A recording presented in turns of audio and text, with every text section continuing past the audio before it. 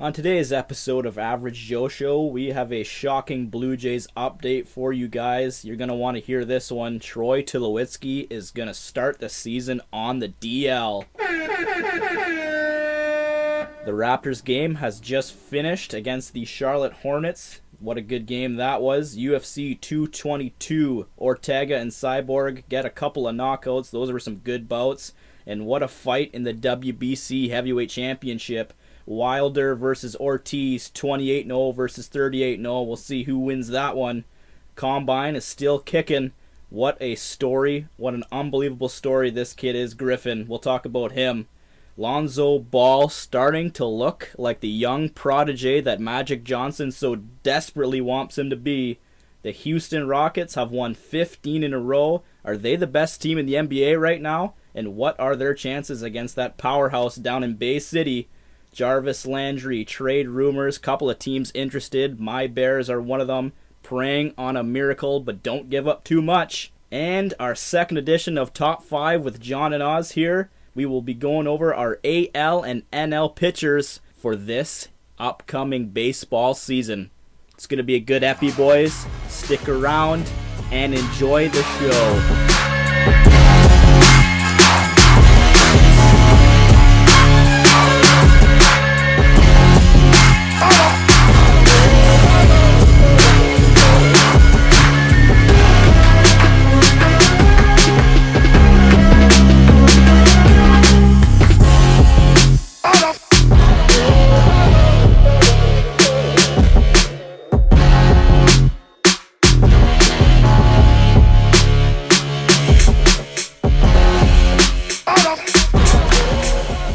Welcome to episode number 7 of the Average Joe Show with Jon and Oz here. It is Sunday, March the 4th. Another Sunday without football. Yep, it's strangling. What is it? Is it now 4 weeks? I think we're a month. Yeah, we're a month out of football now, and I'm starting to get withdrawals already. Yeah. It's a good thing we talk about football in this podcast, or else my head would probably explode. Yeah, people say that without football we're not looking good, but I think we're doing pretty well without football here. Yeah, I think we're doing okay. We're doing a lot of good talks here, and we're going to start off with a good talk. I want to ask you something. This is going to be a great discussion here. Okay. When you're in the morning or at night and you're getting some cereal, okay, do you pour cereal in the bowl first, or do you pour the milk in the bowl first?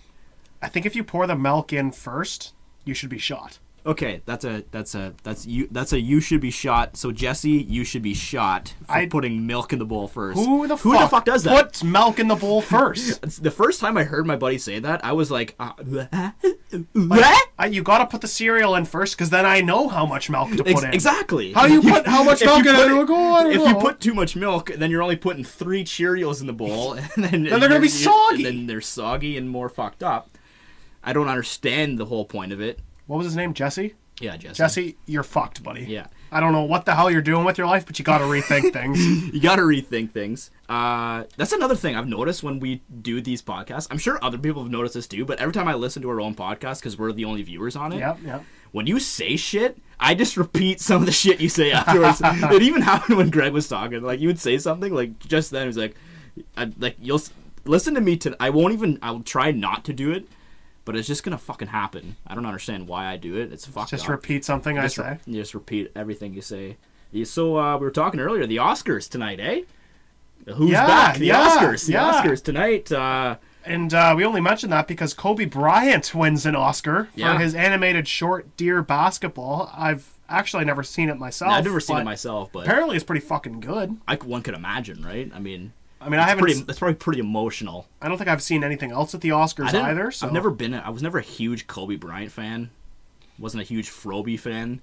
But I like Kobe Bryant better than LeBron James. Yeah, me too. But like, when that guy left basketball, I was like, wow, this is an icon leaving the game. It's gonna be it's honestly gonna be the same thing when LeBron retires. Like, obviously, I've never liked LeBron. LeBron can fuck off for all I care, but. It'll be a definite wow moment in sports for sure when LeBron hangs up the laces there, throws the laces on the What the fuck am I talking about? Anyways, another Oscar shout out. How the shit does it take? I know this happened like 2 years ago. 2 years ago, but how the shit does Leonardo DiCaprio have one Oscar for all the goddamn movies he's done? I think they didn't give him one for so long because that's the only thing that was driving up viewership. Yeah. As everyone wanted to see if he would win one, and every time he didn't win one, everyone was like, "Oh fuck sakes!" He should have won one for Titanic way back when. Yeah, Rose, you're a whore. Yeah, there was fucking room on that raft. First of all, so much room. B, my favorite movie of all time is Wolf of Wall Street. He should have got an Oscar for that one. What was another good one he did? I mean, the one he won on, the one where there was like literally 4 words said in the entire movie. I can't remember. Yeah, he was mute half the time because a bear mauled him. Because a bear mauled him. He's like, that's the only thing you could. There's a point in that movie. Okay, I remember this because I went and saw this movie in theater, and it really bugged me. Wow, that's a fucking bagger. That's like 3 hours just sitting. That was I actually didn't like that movie. I didn't. It was too long. Love it. Like, it was okay, but the thing that bugged me was at the beginning, like right after the bear mauls him, and he wakes up and he kind of like puts the gunpowder in all of his wounds, and he fixes himself up, and he still can't talk, and he's dragging himself. He drags himself to the edge of this massive cliff. Yeah. And looks down, and there's water everywhere and stuff. And legit, 2 seconds later in the next scene, he's at the bottom of the cliff. And he's fucking handicapped. Like, he can crawl. They just skipped that entire part. Yeah, I'm like, how in the fuck did this bear fucking attack victim get to the bottom of this 300-foot mountain? Yeah. And he just skipped over it. You know what I heard? You know what I heard about that movie? What Leonardo DiCaprio did to prepare for that? I heard he lived in like a bear. He actually slept in like it was a horse, wasn't it? It was something that he killed in the movie, and he had to like take its guts out and sleep in its carcass. That's fucked up. Yeah, that is like almost. Up. They almost had to give him the Oscar just for that, because who else does who has the that? dedication to do that besides fucking Leo? Anyways, I don't know if that's gonna be another good discussion. I don't know if you want to have it right now. Who's your favorite actor? Is it? Oh, that's a tough one. I got a couple in my head. You go first. Leo's definitely up there. My favorite actor, definitely the Boston's boy, Mark Wahlberg. Marky Mark. I like Marky Mark. I love Marky Mark. This is okay. This is gonna piss off a lot of people, and it might piss you off. I might get some heat for this one. I am not a fan of Will Ferrell. I don't think Will Ferrell's funny. What, really? Honestly, I don't like Will Ferrell. Wow. It's like I've never like some. Okay, like turn off the podcast. This is done. I'm done like, with you. I just don't find him that funny. Like I mean, there are some movies where he hasn't been amazing, but you didn't like you don't like Elf? No. You don't like Elf? Elf it's is the greatest Christmas movie of all time. No, the greatest Christmas movie of all time is The Polar Express, and don't at me on that one. Polar Express is a fucking weapon of a movie. Yeah, that's strange. I know, it's strangling, isn't it? Yeah, that is strangling. I said that in the first episode, and it stuck with him. Wait, was it? It was strangling. Yeah, it was something like that, and it just didn't make the second. Yeah, and it didn't make any sense. But I guess if I were to go favorite actor, if there's one actor, like if I see a commercial for a movie and this actor's in it, I will go see it. You gotta go see that movie. It's Seth Rogen. Really? Yeah, like Seth Rogen. I don't love Seth Rogen, man. Like if I see a commercial and Seth Rogen's in that movie, I want to see it instantly. Like I don't even like care. His laugh, man. That laugh. This is the best laugh ever. I don't fucking like it. Like maybe it's just the 420 in me talking, but like that's true. Yeah. Every time, I don't even care what the premise is. Like the Disaster Artist was fantastic. Even like never seen it. What was the one where they go to Korea? Him and it was on. They didn't show it because it was going to piss off Kim Jong Un, but Netflix bought it. The Dictator or something. Interview. The Interview. Yeah. That wasn't that one with Franco. Yeah. And you have to love Pineapple Express. Pineapple Express was a funny ass movie, man. That was fucking good. His Christmas movie with Joseph Gordon-Levitt was fantastic. I like Joseph Gordon-Levitt too. Yeah. Ever since Joseph Gordon-Levitt was on The Dark Knight when he became became Robin. That was honestly, I think a lot of people fucking disagree with me on this one, but I think The Dark Knight, I can't remember which one, The Dark Knight Rises, That's the one with Joseph Gordon-Levitt, I believe. I think that, whatever one with Bane, The Dark Knight Rises. The one with Bane, that was one of the greatest movies I've ever watched in my life. That was a fucking gross movie. Favorite actor, what's your favorite movie? Favorite movie of all time? Because I'll tell you, mine's Shawshank Redemption. Shawshank Redemption? By far. Like, there's no movie, to me, that touches that. I have 3 favorite movies, and you heard the first one a little bit earlier. The Wolf of Wall Street. Yeah. American Gangster. Can I guess the last one? Yeah, you can guess the last one. Is it Moneyball? No, but it's very, very close. Okay. It's definitely The Wolf of Wall Street, American Gangster with Denzel, and actually, you know what? I think it might be Moneyball. Yeah, like I'm thinking Moneyball has to slide in there at some point. But slide in the DMs and all as far as top 3 movies. Slide in the DMs there. Moneyball, like a lot of people didn't. I just love the point of Moneyball, like just discussing the whole fucking dynamics behind baseball, not the actual play behind it. So yeah. That was the best. That was Brad Pitt's also unbelievable. Yeah, Brad Pitt's fantastic. I would have to put Brad Pitt up there with Marky Mark and Leo. Yeah. I think all my favorite actors are mostly like the funnier guys. Yeah. I mean, that's why I like Mark Wahlberg, because he can do serious shit like Deepwater Horizon and Patriots Day, and then he can go into like Daddy's Home. Ted. Daddy's Dead? No, Ted. Oh, Ted. Ted, like the movie. I said Daddy, and you said Ted, so it's gonna seem like Daddy's he was in Daddy's Dead. Yeah, like Mark Wahlberg can pretty much do it all, pretty much. You can't go wrong with Kevin Hart either. No, Kevin Hart's fantastic. You can't sleep on Kevin Hart. No, not at all. Anyways, all right, we'll maybe get into some sports here, but if anybody was wondering about our movie preferences, if you haven't seen The Shawshank Redemption, for the love of fuck, go watch it. Tom Hanks puts on the performance of a lifetime. Who's the other? Morgan Freeman? Morgan Freeman is Red in it. I didn't know Tom Hanks was in that movie. I had no idea. He's the main guy. Is he? Yeah. I thought it was someone else. It must be one. Oh, fuck. He was super young, so. If it's not Tom, I'm 99.9% sure it's Tom Hanks. But if for some reason I got that wrong, kill me now, because that's my favorite movie. You're gonna look like a fucking jackass. Like, that's my favorite movie, and I can't even remember who's in it. It's definitely not fucking Tom Hanks. I'm pretty sure it is. I don't think it is. I had to look that up. Please look it up, and if it's not, I'm gonna chug this beer. Okay, that's a deal. That is a deal. No, he's not in Shawshank Redemption. Who's the main guy? It's Tim Robbins, Morgan Freeman, Bob Gutton, William Sadler. Tim Robbins. He's the blonde. He's blonde. It's not. He's not in. Tom Hanks isn't even like a background actor in that movie. It has nothing to do with Shawshank Redemption. Well, that's embarrassing. I thought it. Wow. Anybody listening that likes The Shawshank Redemption is like, this guy's so idiot. Fucked. You're not a true. No, you know what? That can't be my favorite movie now. I don't even know who's in it. Yeah. No, you definitely got to change. Yeah, it's definitely a thing. Definitely. Anyway. All right. Now that I'm done making an ass of myself talking about people that aren't in movies. That are supposedly your favorite movies. That are apparently my favorite movies, but I don't even know the actors. Huge news. Yeah. Coming out of the Blue Jays, eh? Well, huge news. It's not surprising at all. Shocking news. Quite shocking. Quite riveting. Yeah, so Troy Tulowitzki is going to start the year on the disabled list, it looks like, with a heel injury. Yeah, still, eh? They even asked him at the beginning of the spring training. They're like, how's the heel? Oh, the heel's good. The heel's great. You know, it's feeling really good. It's better than last year. Like, Newsflash. Really the heel wasn't so great. No, the heel is still heel shit. And that's one of those times where it's like, hey, Tulo, how's the ankle? Oh, the ankle's great. The heel's great. Narrator. It was not great. It was...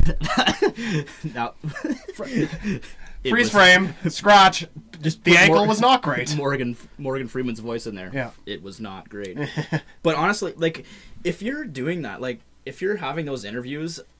Fucking be honest. Like, we know you're going to start on the DL, right? Like, don't say the heels. Just honestly say, like, oh, it's not looking good. Like, it hurts. Yeah. I can't play on it right now. Yeah. Like, just, instead of trying to half-ass your problems here and try to... But I guess, like, the athletes and management aren't really under oath to divulge injuries and stuff like that to the fans and the media, right? Like, if he would have said that and then played through it, I mean, we would be worried about him anyway.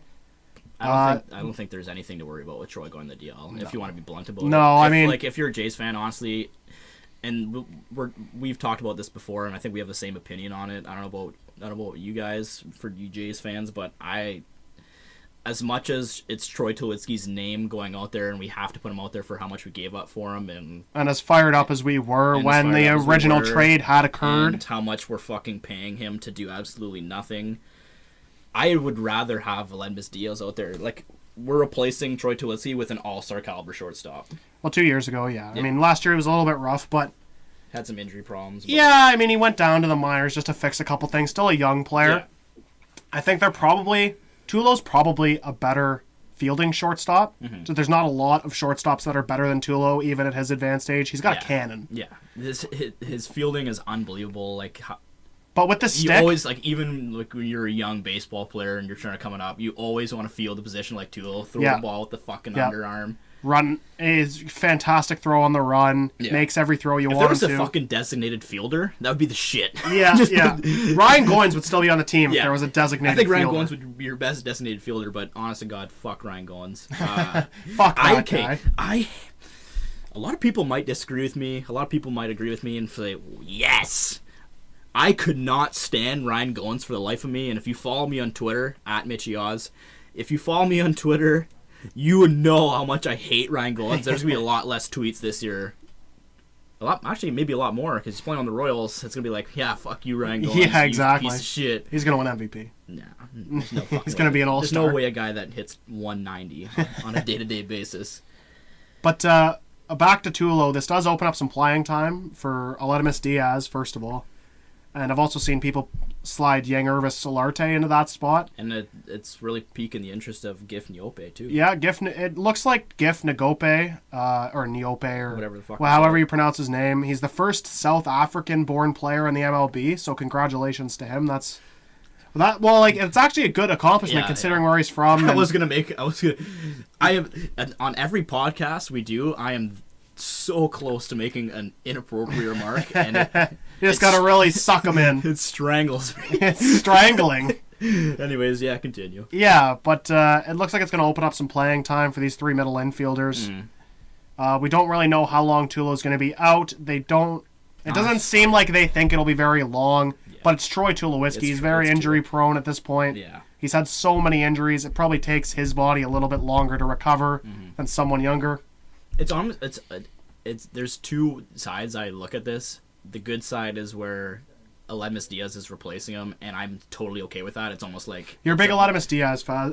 Even when he was on the Cardinals, I remember you really liked the kid. I really liked Aledmys Diaz when he was on the Cardinals. And the bad side of it is Troy Tulowitzki not playing. It's gonna, if you wanted to trade him by the deadline or do something with him, you can't do that anymore because people are like, shit. I mean, he hasn't played. I'm not going to give up much for him. I mean, I don't think anybody would even take on his contract at this point. I mean, you're right. Like, best case scenario, he tore it up to start the year, and you can maybe move that contract. And you move it to somewhere for something decent. Because even if they're in contention and Tulo's hot, I'd still trade him. I mean, that money lets you re-sign Donaldson. Yeah. That's a huge contract to get off the books. Yeah. I mean, look at what Boston did. I don't even remember the year, but they shipped out like Adrian Gonzalez, Carl Crawford, all these guys to the Dodgers. I think it was maybe 4 or 5 years ago. Yeah. But that opened them up to sign all these free agents we're seeing now because they're not paying these aging veterans all this money to sit around and really do nothing. I mean, the Dodgers just now got Adrian Gonzalez off their books. And I think I've said this in the very first podcast about Diaz. I think you need to give, like, having Tulo on the DL is going to give Diaz every day at bats. That's exactly what this guy needs to. Yeah, absolutely. I don't think this guy needs to be a prime time player. Yeah. And honestly, if you guys didn't really know anything about Aledmys Diaz when we made that move, be excited for him. Like, he was a top rookie of the year candidate in 2015. 2016, I guess. 2017, he did regress. Sophomore slump. I mean, it happens. He was a little bit older for a rookie. Yeah. But the kid's got hitting potential. He's going to hit for a better average than Troy Tulowitzki just from being alive. He's going to be He's gonna have a better average, obviously. He won't be the power hitter that Tulo is. I still think he'll crack 10, 15. I think he might hit at least 17. I think if he gets consistent at-bats throughout the year, he could probably get to 20. Yeah. I like Lemus Diaz. Yeah. I mean, it's not like last year where Tulo goes down and you're starting Goins and Barney and you're like, Yeah, oh and my you're fucking shit. God. Now, to see, like, that's another thing, like, when Tulo and Travis went down last year, it's going to inevitably happen again this year, as much as we would hate to say it, because Devo, I think Travis has a better chance of staying healthy. Yeah, this year, hopefully. Well, then Tulowitzki anyway. Yeah. I mean, Tulowitzki's already hurt, so that's kind of a cop-out. Yeah. But even before this, I thought Travis had a better chance to stay healthy. I mean, he's a bit younger. The couple injuries he has had, I mean, his first injury was he got hit in the arm or something with a comebacker. Like, it wasn't his fault. Mm-hmm. It's not like he has surgically repaired ACLs or something. He's had really bad luck with injuries. I think if Travis stays healthy all year, he could be one of the best hitting second basemen in the AL.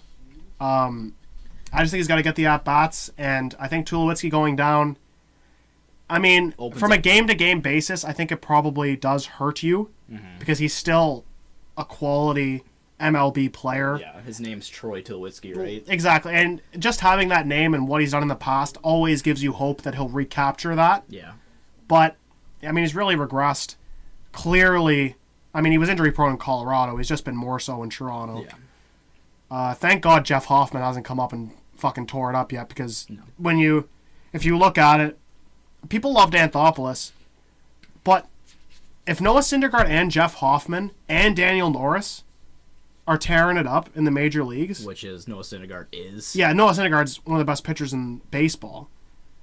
I mean, it's bad enough to trade him, but if Jeff Hoffman's actually good, and Daniel Norris can get over like his thyroid cancer, or not his thyroid cancer, he had like cancer in his legs or something. Living in a van. Yeah, exactly. if Daniel Norris can get it all together, I mean, on top of Stroman and Sanchez and Ozuna, you could have had so many young power arms in this rotation. True. Not that the rotation's bad now, but if you add Syndergaard to this rotation, and I mean, this is beating a dead horse. He got traded in like 2012 for R.A. Dickey. Yeah, but I'm just saying in context for trading for Troy Tulowitzki, they have given up a lot of prospects, and I know that there's a lot of Jays fans who are frustrated with Mark Shapiro and Atkins and the moves they've made. Yeah, not splashy, but they have a top 10 farm system in the MLB.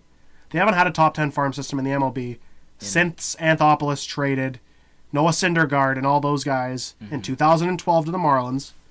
They have a competent major league team. When you look at the AL, besides Cleveland, Houston, New York, and Boston, who else is far and away better than the Blue Jays? I don't think anyone. The other contenders for the second wild card, to me, are Seattle, LA, and Minnesota. Yeah, I agree with that. Because Baltimore's going to be terrible. Tampa's going to be terrible. Detroit's going to be terrible. Detroit's going to be brutal. Kansas City's going to be terrible. They just lost their 3 best players. Yeah. I mean, in the West, I already said Seattle. I mean, fuck Texas. I don't think Texas is very good. No. There really isn't anyone else, honestly. Like, the Jays have a top 10 farm system, and they have an outside chance of making the playoffs, and they're one of, I would say, the top 7 teams in the American League. Yeah. They're not, like, the 12th best team in the American League or anything. The American League's not that strong. Are you... question here. Are you more fired up for what for the Jays from now in a couple years, or are you more fired up to watch when Bo and Vlad come up in those years? As excited as I am for Bo and Vlad, I've seen guys like Travis Snyder come up to the Blue Jays and just suck.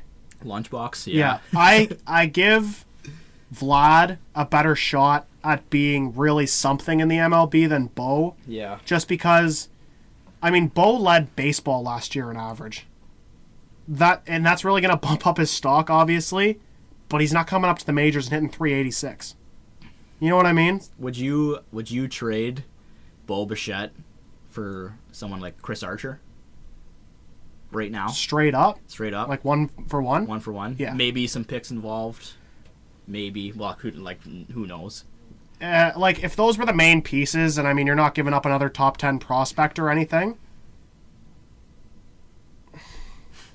it's right now, for the season, no. Because you don't know what you have on the team. Yeah. Chris Archer's kind of a 1 year. I don't know like how much control he has left. Yeah. A couple of years maybe. I think he's a free agent soon. But if you're in contention and it's like Jaime Garcia or Marco Estrada aren't looking good, and they're like, yeah, we'll give you Chris Archer for Bo Bichette. Yeah. As much as I just talked about trading big time prospects for these guys and it not working out, Yeah. I'd have a hard time. Yeah. The way I see Bo and like what I've heard about Bo, like we haven't really seen much of him because he's been playing with Lansing and he's had 1 year. 1 year, right? So what I'm hearing a lot is that this kid just goes up to the batter's box and starts swinging. He doesn't have any hidden mechanics. He doesn't. Yeah, have and in an interview, he said he's not much of a mechanical guy. He just goes up there and fucking swings, and you can't do that. No, in bigs. You can do that in fucking Class A. And I mean, I'm sure that he doesn't just go up and swing. Obviously, he's a major league. You know, he's a top. I think he's like the 12th ranked prospect in baseball. I mean, obviously, I love Bo Bichette and the idea of Bo Bichette. Yeah. But I gotta see these guys play in the majors. It's just awesome to know that when Donaldson's gone and Tulo's gone, we're gonna put Vlad at third and Bo at shortstop, right? It's gonna look nice. And plus when that happens, Devo, please so help me God, be a healthy guy. He'll be like 29, 30 by that point, and he'll be like a leader for the Jays team. But the Blue Jays haven't had. And then you got Rowdy Roddy Tellez coming in at first. Rowdy Tellez, love that guy. And then you got Reese behind the plate, maybe. Yeah, you know what's one guy in spring training I will say has impressed me is Danny Jansen. He's a catcher. Look out for him to be the backup this year and steal some playing time from Russell Martin. Yeah. He hit a home run. He threw out a guy today, man. He's got Cam back there, doesn't he? Oh my God. Like, I don't know who was at shortstop. I think it was maybe like Diaz or just some random prospect. Mm-hmm. He threw the ball, and the guy had time to read a book before the guy came in sliding and he was out. Like, it wasn't... a toddler could have called him out. Like, it was a ridiculous throw. And I'm a big believer in... They haven't brought in a catcher yet from free agency. Which is something I would like them to do. And Russell Martin's getting old, and he's had injuries. Yeah. I would much rather see a time split between Russ and a younger catcher that you think can be something than Russ play 130 games and have a backup catcher just be...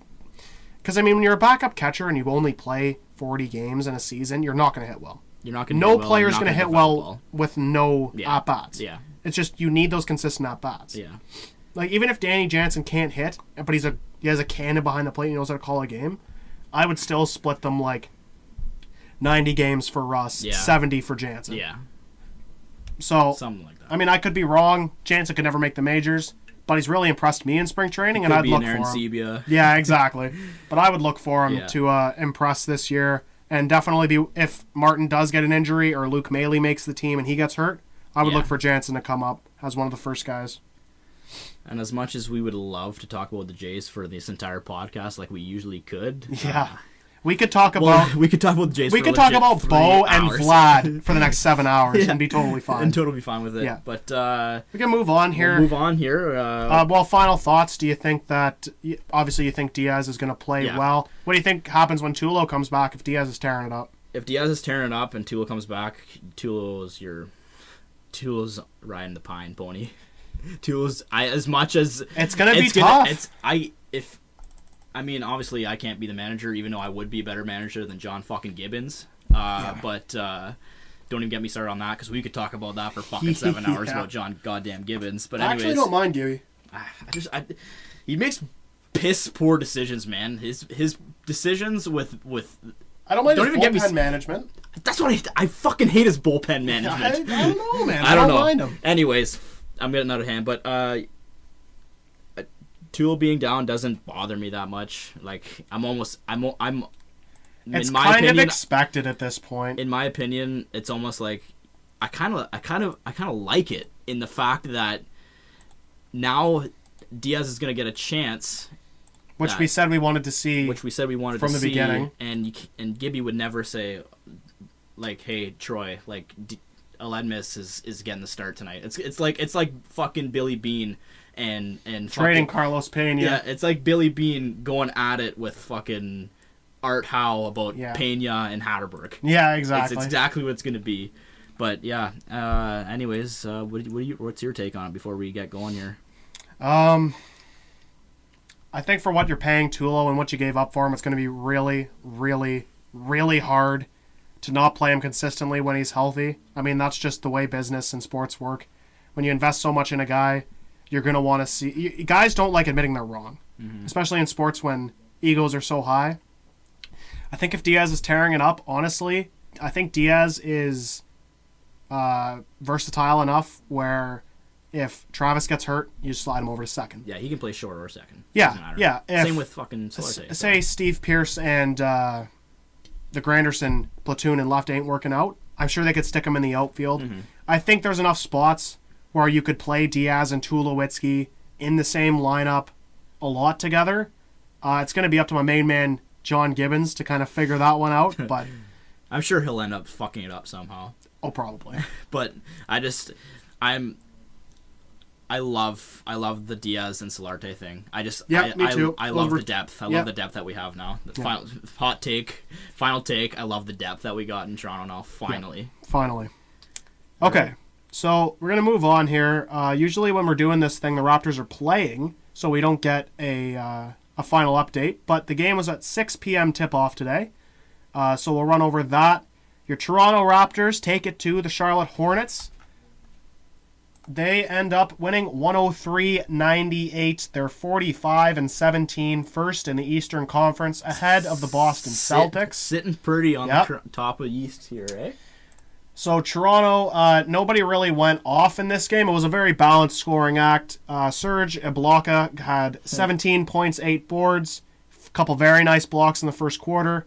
Jonas had a big game, 18 and 13. Gotta love that. He had a 3, and he got Dwight to jump on one of his pump fakes on his 3 to take it to the rack.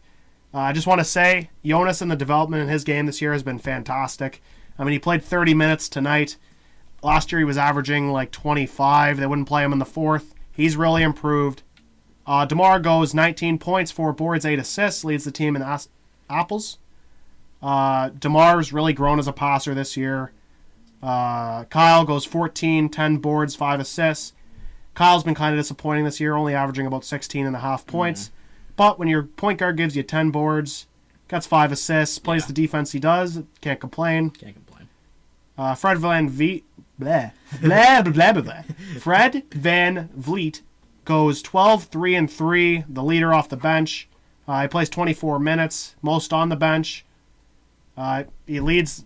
I mean, he's just the leader of the bench. He knows that's his squad. Yeah. He's the point guard on that second unit.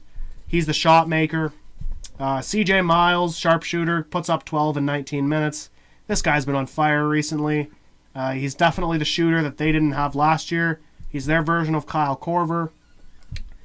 So you got to love that. What I want to point out here is I think nobody else really did anything. DeLon Wright chipped in with 4 points, but that was the only other guy with any points. I think the biggest thing here for Raptors fans is that Nogueira, he's a fucking goat. Lucas Nogueira, he's the best fucking player on that team, man. Finished with 0, 1, and 1. 5 minutes. 5 minutes of work, and he did some work in those 5 minutes. Pascal pitched in with 7 points as well. I didn't see him. I don't know why he's at the very bottom. OG Anunoby does not play in this game today.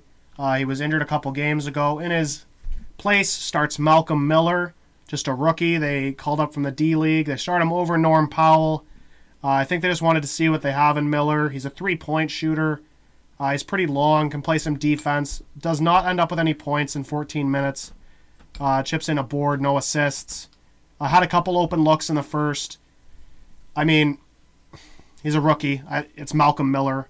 Nobody on, like, there's going to be like 3 people listening that actually know who Malcolm Miller even is. Probably not even that much. We might be stretching. Yeah, it is. That might be a stretch, but all in all, the Raptors come out with a decently impressive. I mean, they win by 5 against Charlotte. Charlotte's 28 and 36, but part of being a great team is winning games you should win. Yep. You can't blow everyone out. They do have Kemba Walker and Dwight Howard, so it's not like you're playing, the New York Knicks or anything. I was impressed with Toronto. I mean, they only shot 12 of 41 from 3, which was pretty terrible, but there was at least 5 or 6 that went in and went out kind of thing. So, it was a win for the Raptors. That's all you can ask for. They turned the ball over 15 times. That's not really what you want to see, but they overcame it to get a win in Charlotte. Your reaction as a non-Raptors fan? As a non-Raptors fan, I don't really care about the Raptors as much as it pains me to say it. I'm a Canadian, the only Canadian team. Everyone's like, why do you not like the Raptors? Like, I don't. No, I mean, they were terrible. Like, they were literally terrible. It wasn't even because of the fact that they were terrible. I mean, the Warriors were fucking terrible and they had Baron fucking Davis. That's true. But, before that, you were a Heat fan, so. I was never a Heat fan. Yeah, those good old Cleveland fans, Heat fans, Cleveland fans, those are good. New York Yankees fans, Chicago Blackhawks, but now they're not. They're Penguins fans now. Anyways, we can go on for that for a little bit too, but yeah, I think So the Raptors got a win. They keep up in the standings. Raptors get a win. Big game on Friday. My buddy's going to that game, Jesse. Really? He's going to that game. You might not be as fucked as I thought you were about the cereal. That's an excellent game to go see. That's a fucking good game to watch, man. I'd love 2 number 1 seeds, Toronto and Houston. See, James Harden fucking play. That'd be a fucking gross game, man. Paul Harden, Lowry DeRozan. Little all-star backcourt action. I thought you said Paul Harden. James Paul, and Chris Harden. Chris Harden. So that's going to be a good game on Friday. I believe they have a game coming up tomorrow as well as Wednesday. So we'll see what happens there. But it's going to be a good week here. If you're a Raptors fan, be excited. This is by far the best team and the best record they have ever had. This is definitely your year to come out of the East finally and get shit pumped by whoever comes out of the West. I mean, if after this year LeBron goes to the 76ers... Or wherever, fuck. If he goes anywhere in the East other than Cleveland and their gaggle of role players... I don't fucking imagine if Bronny went to Philly. I think he will. Like, just to fucking imagine the development of Joel Embiid and Ben Simmons and Markelle Fultz. That team would be fucking disgusting. I know. That's what I'm saying. Like, if he goes to Philly, you're not seeing an NBA Finals again until LeBron James leaves Philly. Yeah. So if this is your year and it looks like LeBron's a little bit vulnerable with fucking Rodney Hood and Larry Nance Jr. as his 2 and 3, I think this is their year to come out of it. If they somehow lose in the second round or something, it'll be a really big disappointment. I don't think anything other than an Eastern Conference Finals is a huge disappointment to this team. And I don't know how you just signed Lowry and Ibaka to 3-year deals. So it's not as if you can just drop the core of your team. But if you're not going to make it this year, I don't see much of a future with as much as they're 45-17. I think if you don't make it this year, you try to move on from Lowry. Yeah. I mean, you can put Van Vliet. If after this year you don't really make any noise in the playoffs again, I think you have to move on from the core and let these young guys take over. But I love DeMar. I absolutely love DeMar. This is DeMar's city. Yeah. DeMar says he's got us. I hope it's true. I hope he's like the Kobe, sticks with Toronto until the end. Yeah, me too. Plays 20 years plus, maybe, hopefully. But he'll own every record in the Raptors books. Oh yeah, he'll pass Chris Bosh for everything if he sticks around, except for rebounds. But yeah. All right, so we'll move on from the Raptors here. We'll move into a little fight action. We did some predictions on Friday for UFC 222. I was wrong on one of them. Frankie Edgar got absolutely fucking destroyed by Ortega's right hand. Yeah, that might be knockout of the year.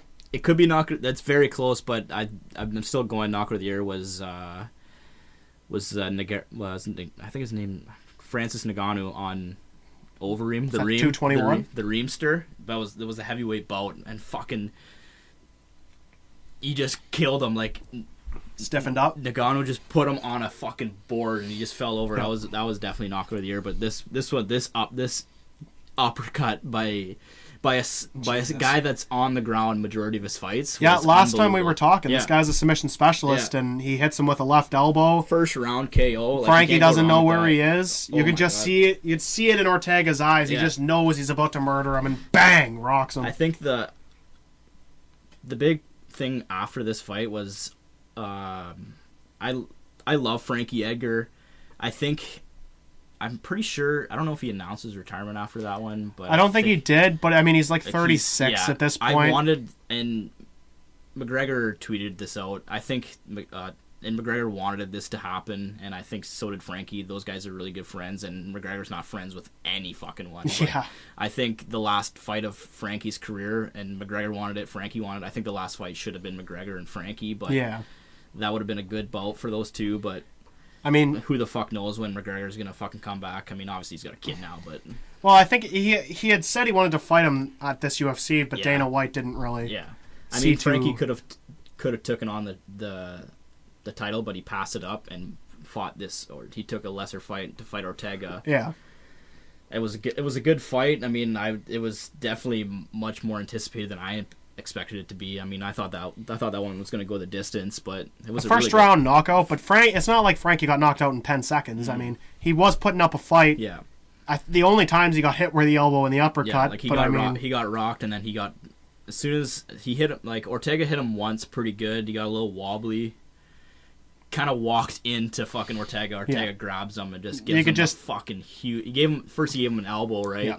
Kind of rocked him a little bit, and then the uppercut just fucking finished him off. But So I went with Frankie. I thought the experience. Yeah. And it did look like for a little while that he was holding his own, but I Yeah. really didn't expect Ortega to just knock his head off.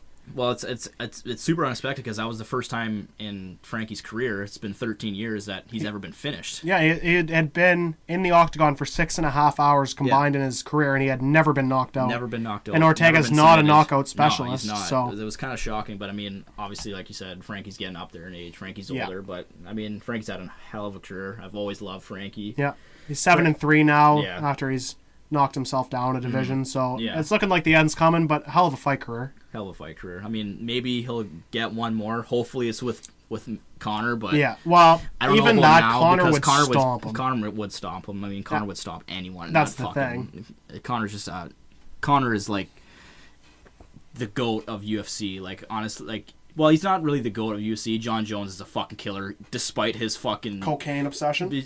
Besides, if John Jones could stay like a normal fucking person and be the UFC fighter that everyone wants him to be, he would have been I think he still is, despite all his fucking issues. Obviously, Connor's close to him, but Connor's just the best promoter you've ever seen. Oh, in yeah, UFC. absolutely. Like what Connor's done for that fucking. The only reason why the UFC is still kind of a high end organization is because of what Conor McGregor's been able to do. But I think before it would be hard to argue against Anderson Silva I mean, being the GOAT, but I mean he snaps his leg like a twig. yeah. And then GSP beats the shit out of him. Yeah. So I just whatever. Even despite all the shit that John Jones has been through, like no one has ever been able to touch that guy. Not even close. Not even close. That guy is just too good at everything. Like he's tall. He has the longest fucking reach you'd ever see. you don't want to stand with him. You don't want to go to the ground If with I him. was like, I'm sitting across the table from you. He could reach out and probably fucking tinkle the back of your fucking head. How long his fucking probably. arms are. Oh yeah, He definitely. could fucking probably elbow you from here. He could probably grab the back of your Yeah. scruff and lift you up Yeah. with one hand. Anyways, there were some good fights. I mean, we haven't really touched base on Cyborg. She destroyed her competition. It's The woman whose name we couldn't pronounce. Yeah, Kinitskaya. She got murdered. She didn't. Yeah, it wasn't even a fight. Like it was a mugging, pretty much. Yeah, it's the same thing with every other Cyborg fight you're ever gonna see until she fucking retires, unless something happens. Like we said that about Ronda Rousey too, right? But yeah, exactly. You can't ever, especially in fighting, when anybody can hit anything at any time. Yeah. But I mean, there's not really much to talk about. She murdered her. Much to talk about for the Cyborg fight, but I mean, it's Cyborg doing Cyborg things, right? Her name's fucking Cyborg. Yeah. What are you gonna do? Yeah, exactly. I mean, but there was I didn't get much of the UFC. I was more focused on surprisingly, we didn't even talk about it on last week's episode. I kind of forgot this was a thing. It was a big WBC title fight. Yep. Heavyweight boxing. Deontay Wilder. Wilder versus Luis Ortiz. That was a fucking good bout. So Deontay Wilder retains his WBC heavyweight title, defeating Luis Ortiz via TKO in the 10th round on Saturday. Wilder moves to 40-0 with the victory. Ortiz drops to 28-1, so it was 39-0 versus 28-0. It was Wilder's 39th knockout of his career in his 40 heavyweight fights, which is the most by any heavyweight champion through 40 fights. Yeah, and to put that in perspective, guys, that's the most knockouts, and you had guys like Muhammad Ali in that division, Vander Holyfield in that division, Mike Tyson in that division. These are some. Those are Mike Tyson's a fucking heavy hitter. These are the legends of boxing, and Deontay Wilder is just. Oh my god, he's an absolute machine. I was watching that fight, and then when he was coming out into the ring, he had this. You know who Lil Kim is? She's a rapper. I don't know. I think so. Yeah. She came up in front of Wilder singing her song. It was the fucking shittiest thing I ever seen in my life. Terrible. Man. It was so bad. Oh god. But she was fucking. She had a. Pretty much her tits were showing all fucking cannons on her. That was the only fucking good part of it. That's the only reason why Deontay let her sing the song. But back to Wilder, the bronze bomber there. Yeah. He was fucking gross. Like, it was a good fight. I think this guy is gonna take a good run at Floyd's 50-0. Yeah. Yeah, I mean, absolutely. If you're not a huge 49-0, if whatever. you're not a huge fan of boxing and you know about boxing, the next fight that Wilder's gonna have is against Anthony Joshua. It's gonna be it's gonna be one of the best fights you're ever gonna see. It's not gonna be highly anticipated of Conor McGregor or Floyd Mayweather because those guys are like the name brands. The name brands, but this fight is gonna be an unbelievable fight. If you're not a big fan of boxing. I would somehow try to watch it somehow. Get some streaming going. But if you're a huge fan of boxing, pay the fucking money for the pay-per-view for this one. It's gonna be an unbelievable fight. Yeah.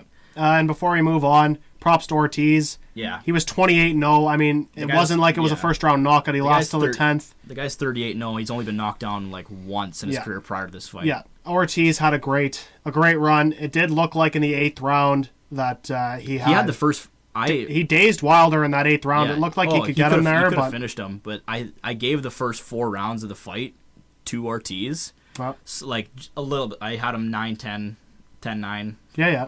I had him, and then round 5 was when Wilder really started fucking giving it to him. Yep. I gave that round 10-8 to Wilder, and then that's when it kind of took over. And then Ortiz got a good shot on Wilder in the 8th, like you said, and I really thought that was the end of it for Wilder, but he came back, and he came back strong, and finished him off. I mean, Ortiz got knocked down in that 10th round. Wilder sent him sprawling to the canvas. Ortiz eventually did get up. That wasn't the end for him, but the damage was done at that point. Yeah. It only took a couple more shots, and the second time he dropped him, I mean, Wilder is 6'7".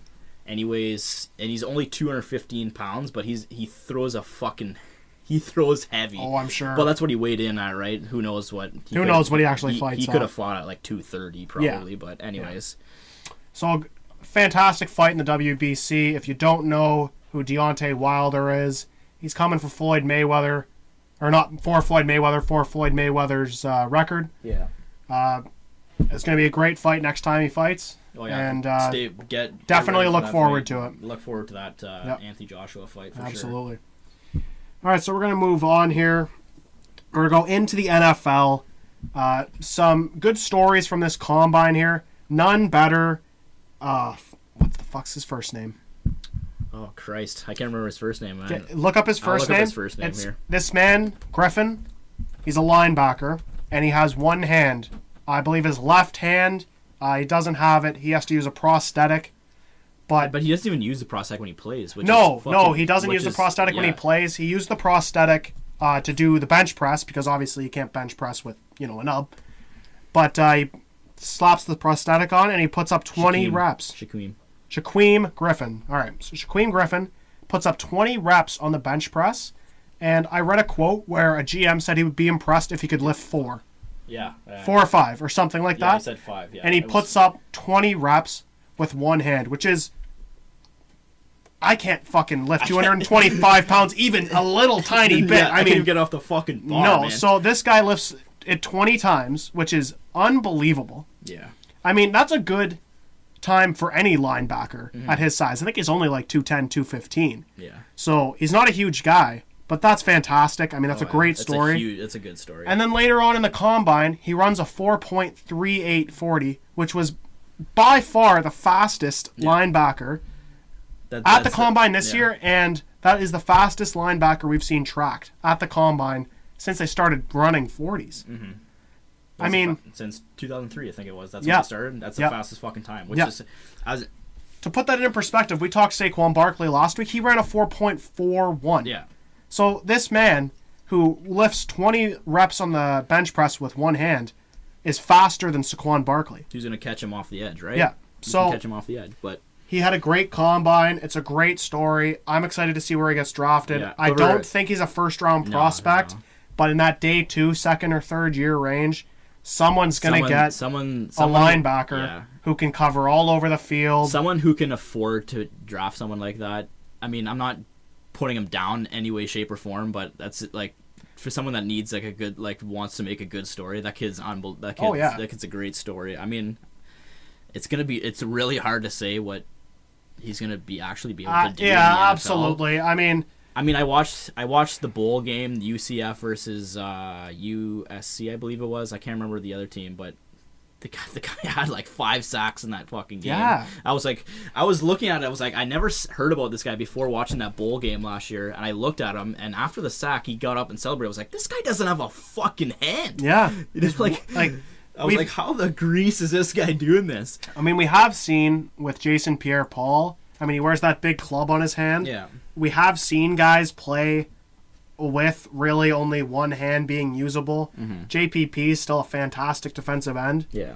This guy's fast as hell. Yeah. I mean, if you're not sticking his hand in the dirt and asking him to rush the passer, he's going to be all over the place making tackles. He's going to be covering running backs, tight ends. Somebody's going to get a hell of a player in the second, third round, and he's going to sell a lot of jerseys. Oh yeah, for sure. This kid's an unbelievable story. I love what I've seen from this kid coming out of the combine, man. Like, it's best story of the combine by far, sure. and for sure. The best story we've seen in a while. Oh yeah, for sure. Besides, like fucking, who was that? I'm not. John Ross running a 4.2. I know. I was gonna say something about the Sam, Michael Sam. Michael Sam. I'm not gonna God, Michael Sam. I'm not gonna do it. I'm gonna again borderline saying something inappropriate. Yeah. Let's move on to that tight end. The big tight end. Yes, there. Mike Gesicki. He had a fantastic combine. He ran the fastest 40 among tight ends. He had the second most reps on the bench press. He had the best three-cone, the best vertical jump among the tight ends. I mean, everything they tested him at, he was number one. Yeah. I mean, he killed him in the broad jump. He killed him in the three-cone drill, the 20-yard shuttle, the 60-yard shuttle. And to put this into perspective, I know we did this with Barkley too, but I think this is more impressive coming out from a tight end. Yep. And honestly, not one that you hear a lot about. Because he's white. Yeah. Well, Christian McCaffrey, and white guys are changing. White man can jump. Exactly. Anyways, this guy had a better, faster 40 time than Antonio Brown. Yep. He had better bench press rep. He had more reps than Donald Penn, the left tackle in Oakland. Probably one of the best left tackles in the game. Probably a Hall of Famer. He had a bigger vert than Odell Beckham. Who can jump out of the gym. And he's taller than Calvin Johnson, who was 6'5". This guy's 6'5" and like a quarter or something like that. Yeah. He's like the same size as Calvin pretty much, yeah. And this guy was flying on the 40. Oh yeah. This guy's a first-round prospect. I mean, last year we see O.J. Howard. Yeah, exactly. We've seen people jump. Evan Ingram. Before, we've never really seen people jump the gun on tight ends. Like, we always see them like second, third round. Yeah. But now that Evan Ingram's going, O.J. Howard was going, I think people might. I would not. David Njoku goes in the first round last year as well. I would not be surprised if this kid goes in the top 20. No, absolutely not. I think this is one of the most impressive combines we've ever seen among any position. I mean, to lead so many different drills. Yeah. And he was second in bench press by 1 rep. Yeah. He had 22 on the bench press. And Dallas Goddard from South Dakota State beats him. Which is another good tight end prospect. Look out for him, too. I mean, Penn State puts out Gesicki and Saquon Barkley in one draft. I mean... Yeah. I mean, I thought Penn State was going to be the Big Ten champ. I don't know if they won the Big... I'm pretty sure they did, but I thought they were going to make it at least to the bowl playoff. Yeah. But, I mean, Alabama somehow sneaks in there. I mean... It happens, right? Who knows about Alabama, the rankings up there? That's what really fucking confuses me is how they did that. Yeah. But, I mean... So if you're an NFL fantasy guy and you're looking for a tight end sleeper next year, depending on where he goes, Mike Gesicki, his measurables are off the charts. It could be like the Evan Ingram of this year, man. I mean, obviously every single wide receiver the New York Giants ever known went down last year, and he was the only guy Eli could throw to. But even when they had those guys, though, he was still producing. It's going to be interesting to see where he goes, if he can fit into that whatever scheme they have. Absolutely. And if he can start. But I think this kid could be pretty goddamn good.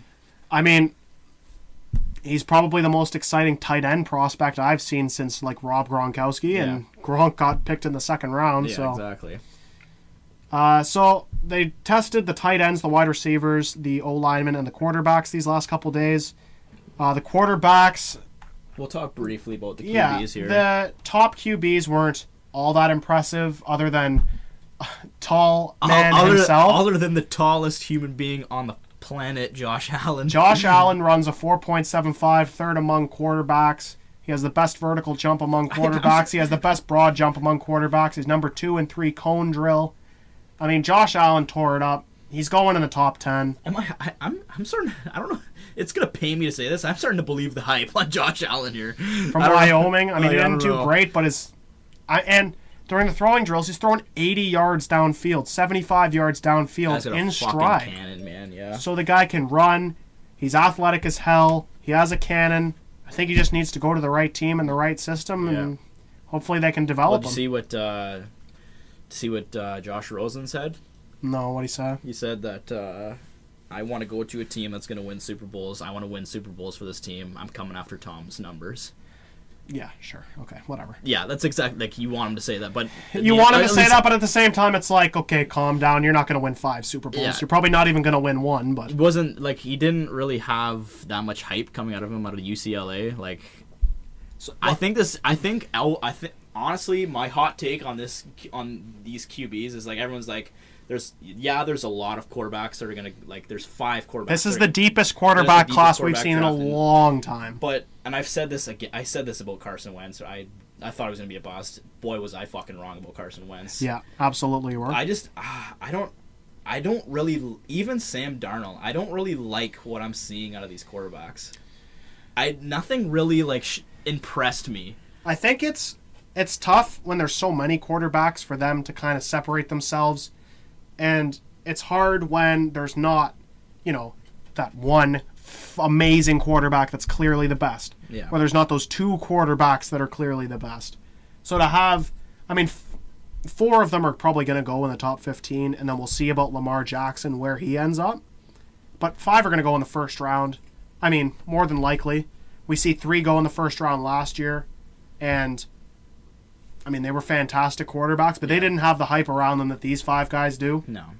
And then obviously, like, you look at it this way, right? I don't think that these guys had any hype coming out of, like, obviously they do have hype, but they didn't really impress me coming out of college. And then you look at guys like Johnny Manziel and Tim Tebow, who arguably Heisman winners, arguably the greatest college quarterbacks you've ever seen. Johnny Manziel and Tim Tebow, and then they come to the NFL. Well, Tim Tebow was good the 1 year when they... Well, it wasn't even good. He just kind of won. Yeah, but... And then they just kind of fell off the fucking face of the earth. And it's super weird how that happens, right? And then you get guys that are coming up, like Carson Wentz, who Jared went to Goff. a D2 school and did what he did with the Eagles. Yep. And it kind of sucks to see what happened to him, but... Yeah, I would have rather them play Carson Wentz in that Super Bowl. True. Soggy sorrows. Soggy sorrows. It's coming soon. Anyways, but so last point on the combine here on the quarterbacks. Baker Mayfield's kind of known as being a rushing quarterback. He ends up with the 8th highest 40-yard dash, which isn't fantastic. He ran a 4.84. I mean, that's kind of disappointing really coming out of Baker. Yeah. I still think the kid's still going in the top 10, but I expected him to be a little bit faster. I definitely expected him to be faster than Josh Allen. He wasn't going to be faster than J.T. Barrett or Quentin Flowers. Those guys can fly. But the one thing I want to see out of this draft, and I really hope it happens, and I'm sure a lot of other people hope this happens, and hasn't really happened since RG3 the 1 year that when he came in here before he absolutely fucked up his knee. Yeah. I really want to see Lamar Jackson actually be something. We haven't seen a quarterback since like Michael fucking Vick. Deshaun Watson. Deshaun Watson. But he got hurt, but Deshaun Watson. Yeah, that's true. I mean, but I think Lamar Jackson's more mobile than he had. Yeah. Lamar Jackson's definitely more mobile. Lamar Jackson was almost coming close to fucking Saquon Barkley's rushing stats as a goddamn fucking quarterback. Yeah. Like, it was unbelievable to see what this guy was doing in college as a runner. And it's super interesting to me that he bypassed the 40 just to focus on the throwing because he didn't want people to draft it. Like, he said it. I don't want anyone drafting me as a wide receiver. If you draft me as a wide receiver and you tell me he's not. No, because he's not a wide receiver. He's a quarterback. He's a quarterback. And I really want to see that kid succeed as a quarterback. And, like, are you shitting me? If you heard that, fuck's sakes. That's gonna be super weird if they did hear that, but anyways. Yeah, I don't like that at all. But I really want to see Lamar Jackson actually be something.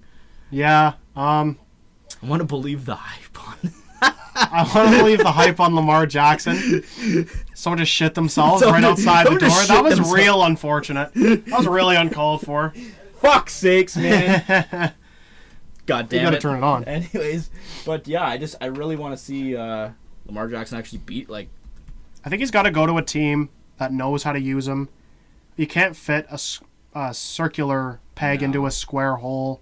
And then I think the main issue with teams is going to be like, they're going to look at Deshaun Watson or Lamar Jackson, and I don't like. Obviously, his biggest trait is his athletic ability and his mobility. Yeah. And obviously he knows that, but he wants people to realize that he can throw the football and be accurate with it. He wasn't really a good thrower in college, but he wants people to believe it. Yeah. And then the problem with the GMs are going to be like, and coaches are going to be like, well, we can run the read option with you. I don't think Lamar, the first thing is like, I want to throw the fucking football. I want to prove to you. And then someone's going to be like, well, we run the read option, and then. Well, he can't be a pain in the ass. Yeah, he's got to do what his coaches want. Exactly. I mean, fair enough, he doesn't want to be a wide receiver. Don't draft him as one. That's fair to come out and say, but you got to use all your gifts to the best of your ability. But I think he's going to get, I really, really hope not, but I think he's going to get drafted to the wrong scheme. He's going to get drafted by I would love, as much as it's not the fit for him, but if he can learn from Tom a little bit, I wouldn't mind that. If he can learn something, like, obviously, I don't think he should go in and be a day one starter. No, the mobility of this kid will never leave him. He knows how to run the football. He knows the smart decisions to make. Well, as he gets older, but I understand your point. Yeah. If he can sit behind Tom and learn from Tom how to throw the football, the sky is the fucking limit for Lamar Jackson. Yeah, absolutely. He's got all the physical gifts you want in him, and he does have a strong arm. Yeah, it's not Josh Allen or our boy over in Kansas City, Patty Mahomes III. It's not those kind of arms, but I mean, Tom doesn't have an especially strong arm either. No, but Tom knows how to fucking exactly when to throw it and where to throw it, right? But anyways, all right, so we'll move on from the combine here. Griffin, great story. Gesicki, one of the best combines we've ever seen. These quarterbacks are looking all right. Yep. So we're going to move on here to a little bit of basketball. We're going to talk one of my favorite rappers out there, Lonzo Ball. Holy fuck. Throwing out the Back to Ball. Fantastic album. Yeah. But, it was Born to Ball, god damn it. What did I say? Back to Ball. Oh, wow, that was fucking stupid. You're making a lot of dumb mistakes on this Potter tonight, eh? Ah, well. Tom Hanks. Fucking Tom Hanks. Tom Hanks. Fuck. Anyways. So, Lonzo Ball, last couple games, he's been really tearing it on. He was hurt for He was tearing it on. He was turning it on. So he's been hurt for a couple games here. He comes back. puts up 9 points, hits 3 of 6 from 3, 7 boards, 6 assists. He goes 3 of 3 from 3, and then 2 of 3 from 3 in his next couple games. And then yesterday against the Spurs, he pretty much single-handedly wins them the game. He ends up with 18 points, 6 of 10, well, not single-handedly, but he really closed them out. He went 6 of 10 from 3, 7 boards, 11 dimes, 1 steal, 2 blocks. He had 6 steals against the Heat, 3 against the Hawks. I mean, this kid's learning. And everybody said that the knock on Lonzo Ball was he couldn't shoot. And right now, 3 of 6, 3 of 3, 2 of 3, 6 of 10. I mean, he's starting to figure it out with that fucked up jump shot of his. Yeah. It's not even the fact that people think he couldn't shoot. It's just the fact that his jump shot is so fucked up. Because everyone's saying, oh, he's Jason Kidd with the jump shot, right? But yeah. I just... the thing... What?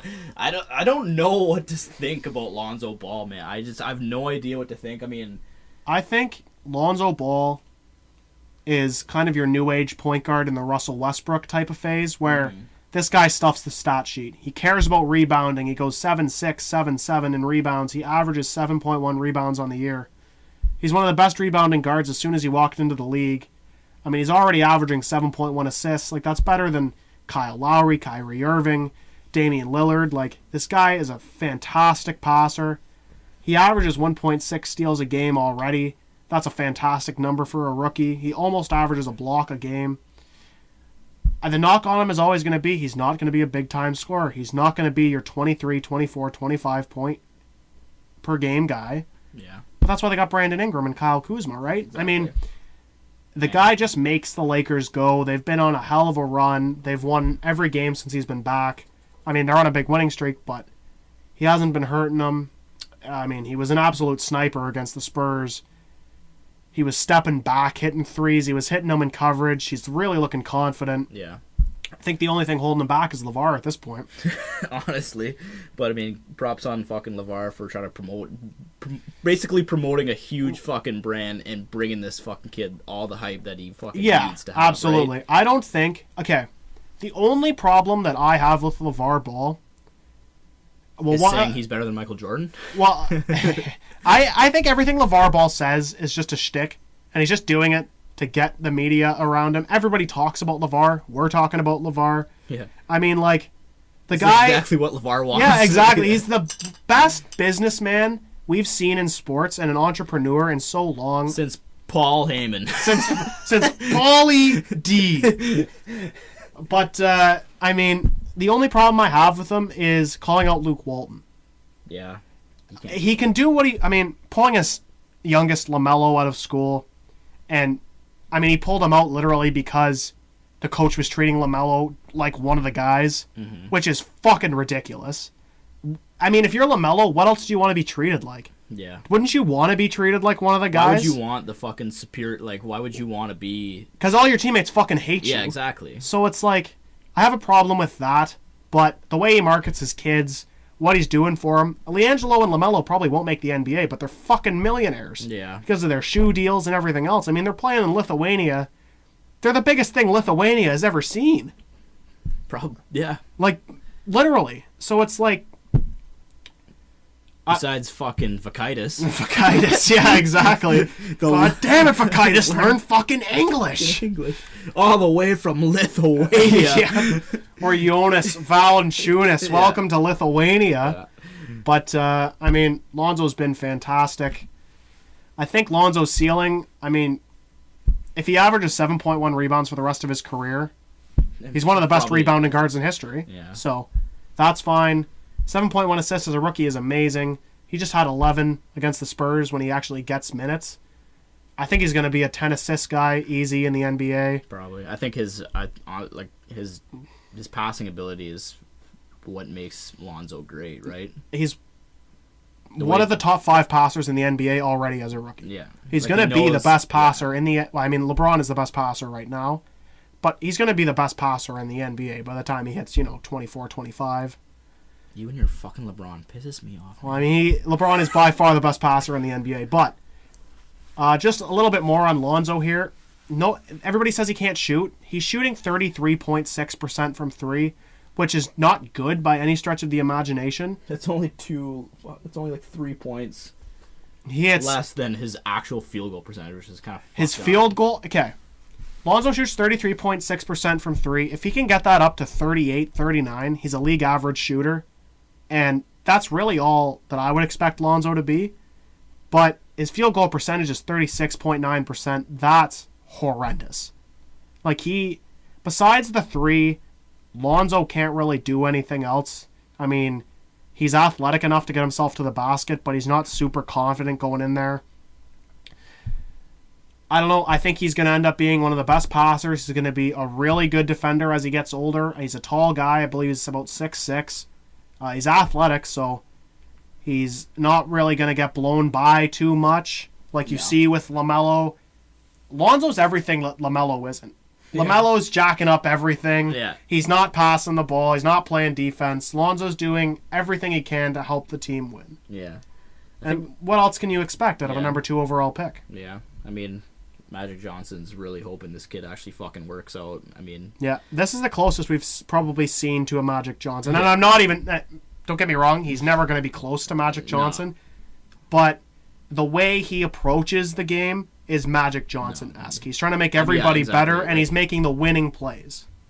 Obviously, like you said, Lonzo is a great passer. He's going to emulate what Magic did. Magic Johnson's the best passer you've ever seen in the NBA history, ever. Well, besides John Stockton, who leads the NBA history in assists by about 7,000. But true, but I mean, what... If Magic Johnson didn't get AIDS, he might have been up there. Okay. See, we went over the edge. We went over the limit here. We fucking said it, finally. We already said that. It's got out of the way.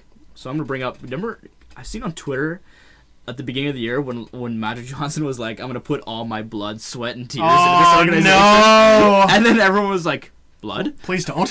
What do you mean, blood? Keep that. Keep that to yourself. Keep that. Anyways, I think we've talked about Lonzo more than enough here. Fuck's sakes, I hate Lonzo. You gotta love his album, though. You gotta love his album. That guy has flow. Let me say that. That guy has fucking sauce on the mic here. All right, so let's move on here. We're gonna talk about your favorite team. That fucking fact makes me throw up. But we're gonna talk a little bit about the Warriors and the Rockets here. The Rockets yesterday win their 15th game in a row against Boston.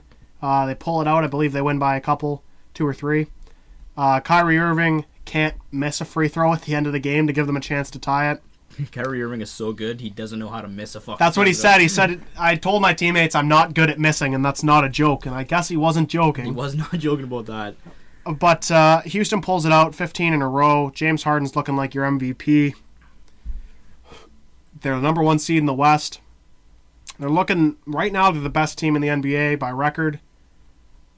What do you think their chances are against the Warriors? It's weird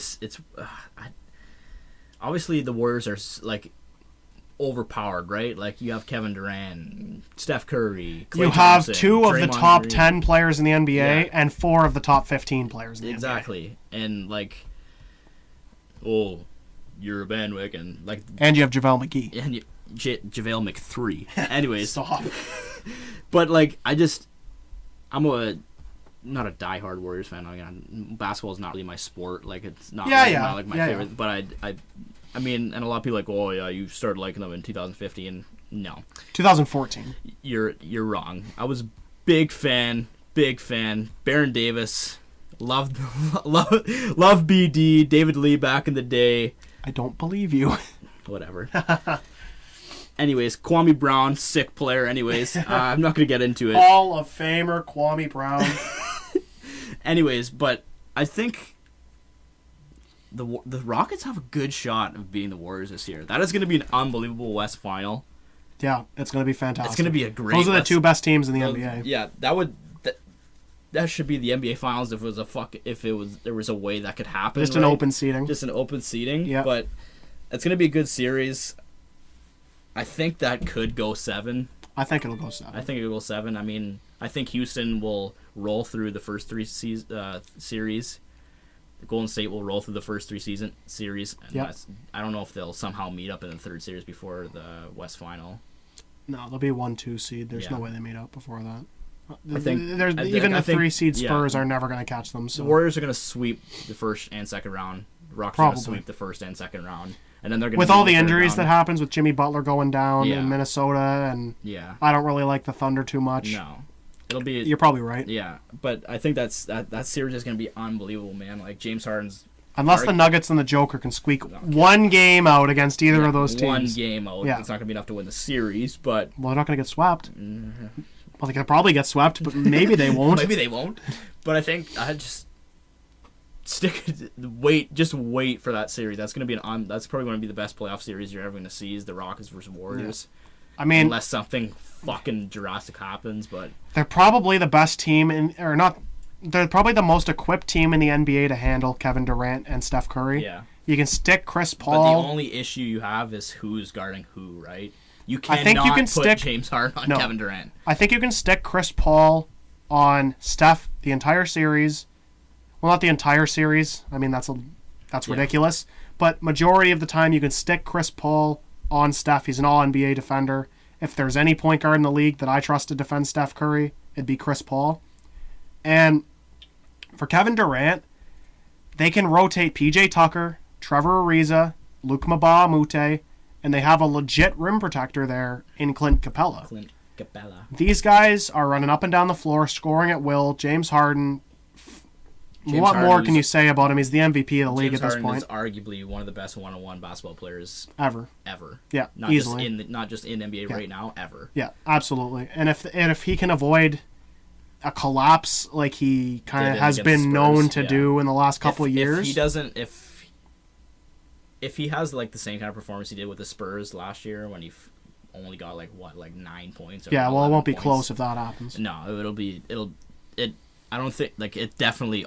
I will say this: it honestly all hinges on what James Harden can do. James Harden's going to be MVP of the league. He's by far the best player on the Houston Rockets. If he's not putting up 30 and 10. If it's just every game, Chris Paul and whoever else they're throwing out there, I don't know. The Rockets are still a playoff team, probably like an 8 seed without Harden, but Harden makes them that much better, right? Harden's like one of the best basketball players. Like he's unbelievable. They're a top 5 team. They're probably the best offensive team in basketball. I don't even have to look that up to know that they're probably ranked number 1 in offensive efficiency, and I believe they're top 15 in defense. And I mean, what more do you really need at that point? I mean, Chris Paul's a plus defender. Trevor Ariza's a good defender. PJ Tucker's a plus defender. Clint's a great defender. Mm-hmm.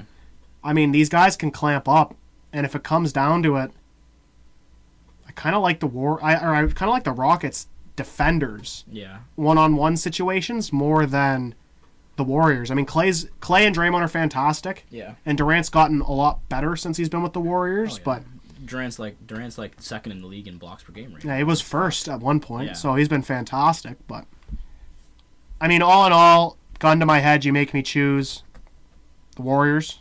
I'm going to pick the Warriors against any team ever in NBA history. Yeah. So it's kind of hard for me to say that, Houston's going to beat them. But the fact that Houston's making people think, that says a lot about them. Yeah. And I think it's this is going to be a new segment here. It's going to be called Mark My Words. Okay. You like where this is heading? Okay. I'm going to say some things every podcast. It's called Mark My Words. Mark my words. The Houston Rockets are going to beat the Golden State Warriors to advance the NBA Finals. Damn. Yeah. That's unexpected against the Raptors. Yeah, I think it's going to be Houston, Toronto. I think it's going to be a Houston. Sorry, pal. If you say Boston, I'll jump over this table. It's LeBron James. Okay, yeah, that's fine. If you would have said Boston, I would have been pissed. It's going to be a Houston-Cleveland final. Despite the lack of depth that Cleveland has, it's LeBron James, man. Like, he's going to do unholy things in the playoffs. OG is going to lock him That's down. What I said about Damari Carroll, too. We got Damari to lock LeBron down. Okay, I never said that. No, well, a lot of people have said that. Well, people are stupid. Damari Carroll was terrible, by the way. Yeah. But, anyways, I think the Warriors are going to win. You're going with the Rockets? I'm going with the Rockets. I guess we'll see when the time comes. I think the Rockets are the real deal. Oh, the Rockets are definitely the real deal. I mean, they walk through the Eastern Conference in a heartbeat. Yeah. the West is fucking gross. Yeah, I mean, if Jimmy Butler comes back, the Timberwolves are a threat, but I think Cat is just a little bit too young. Yeah. And Andrew Wiggins just isn't that there. good. He's not quite there yet. I don't like that. Those three guys are definitely phenomenal players, but I think for them to take the next step, Cat's got to be the clear-cut number one. Mm-hmm. As much as I love Jimmy Butler, I think he's one of the best two-way players in the NBA. I don't think he can be the best player on a championship team. I think it's got to be Cat, Jimmy, Wiggins, and I think Wiggins has got to get better on defense. Yeah. And as a three-point shooter. Yeah. But, yeah. So the Rockets are the real deal. Oz thinks they're going to beat the Warriors. I don't think so, but it'll be a fucking great series. It'll be a great series. So we're going to move on here. We're going to talk about Jarvis Landry on the trade rumors in the trade block. He gets franchise tagged by the Miami Dolphins for about $16 million a season. If you're wondering what the franchise tag is, every year, every team gets one franchise tag that they can put on one of their expiring contracts. The franchise tag is the average salary of, I believe, it's either the top 15 or the top 20 salaries at that position. So every franchise tag at every position is worth something different. So Jarvis Landry gets $16 million for 1 year, and they now put him on the trade block so they can get something for him instead of just letting him walk. And it looks like there are 5 teams that are in on Jarvis right now. It looks like the Tennessee Titans are in on him, the San Francisco 49ers, the Baltimore Ravens, the Cleveland Browns, and your Chicago Bears. I don't think it's going to be Tennessee just because they have a couple wideouts. They just drafted a guy in the top 10 last year. He's going to be gross. I don't think that they're going to outbid teams with all these extra picks like the Niners or the Browns. But what are your thoughts? Do you want Jarvis in a Bears uniform? I would love to see Jarvis in a Bears uniform. I'm not just saying this because the Bears are obviously my team, and I'm not trying to fucking manipulate you in any way, but I honestly think that the Bears are the front runner for this guy. Like, I think the best, maybe not the best option for him to go there, but I think the Bears are making the biggest push to get Jarvis Landry. I think the Bears probably have the biggest wide receiver need out of the Titans. Well, it's not more than the Browns probably, because the Browns need a lot of need things. everything. Yeah, but the Bears definitely have the biggest need. I mean, on that list, the only other team with a young quarterback that needs weapons is Jimmy G. Jimmy G can kind of do. I mean, Marquise Goodwin is a fucking as a unit. He's a fucking weapon over there in San Fran. He's gonna be good. Yeah, but yeah. I would love to see Jarvis in a Bears uniform. I wish, and the whole franchise tag was like, fuck. Now we have to trade some pieces to get to him. It just really depends on what we give up to get Jarvis. I mean, I'm okay with a second rounder for Jarvis. Obviously, ideally, I would rather it be a third. I think if you give up a second for Jarvis Landry, you need to extend him. Yeah. You can't have him on that 1-year franchise tag and then lose him or try to tag him again. Exactly. I'm not really. I'm hearing a lot of things, and if you've heard a lot of things, that it's going to be pretty much a Jarvis for Jordan Howard swap. Yeah, I did see one. I don't know if this is true or not, but it was on Twitter. There was a rumor that it was going to be Jordan Howard. It was going to be their 8th overall pick. They were going to send it to the Dolphins for Jarvis Landry, their 11th overall pick, as well as a 3rd rounder. My take on that is the only way, if it's probably not even true, like they're probably just kicking the tires at something here. But if that trade happens, the only way I would be happy with that trade is if they eventually, the Bears, moved up in the draft a lot now that this is they'd have to move up from 11 to probably 1. Probably 1 or 2, maybe. With the Giants, maybe. Do something with the Giants. To get up for Saquon. But that's a tall order, considering how many picks you traded last year to get True. It's a very tall order to... You can't... I love Tariq Cohen.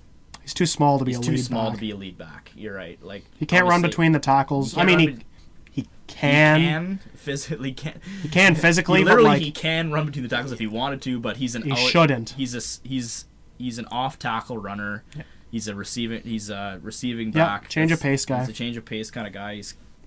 you're like you said, he's too like, and I hate saying this because a lot of people have proven me wrong. Like I hate saying when people are too small to do anything, but running backs in particular, when you're getting banged every play, we haven't seen a lot of like who was Maurice Jones-Drew was probably the last guy who was like 5'9" and was a lead back, right?